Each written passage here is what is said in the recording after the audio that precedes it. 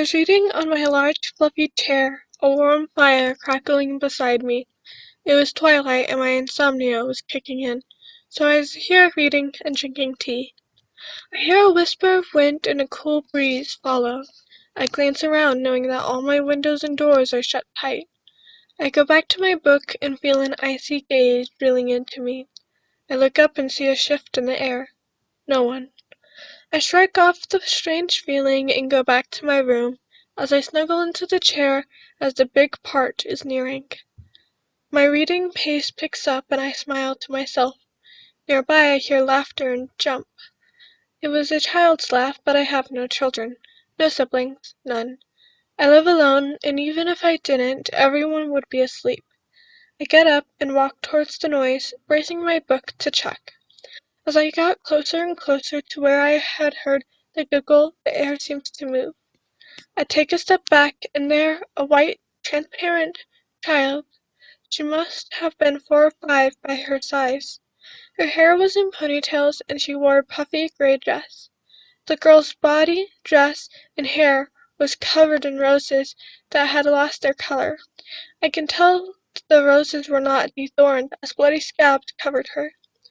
"Hello," the girl says. "I'm Belladonna. Who are you?" she asks. I stare at her. What is she doing here? "My name's Mia. Why are you here?" I question back. "I live here. I've lived here for 100 years. Why are you in my house?" Belladonna responds, her voice sounding more angry.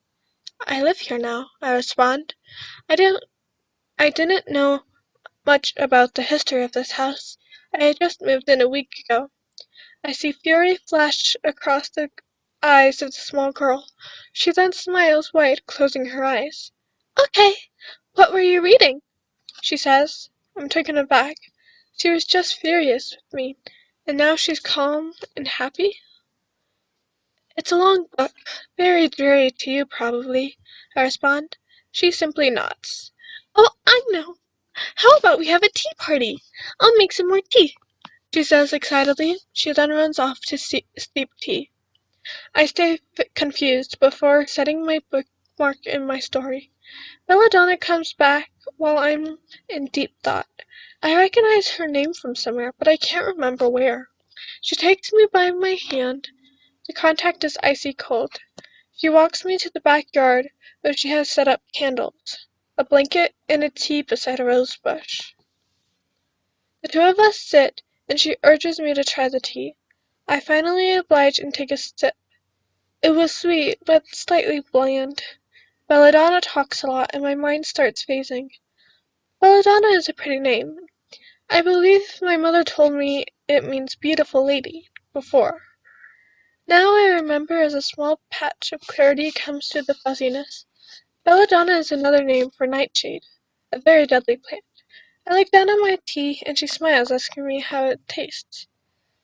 "Sweet and mild," I mumble, trying to think. Before I continue, I fall down as everything goes black.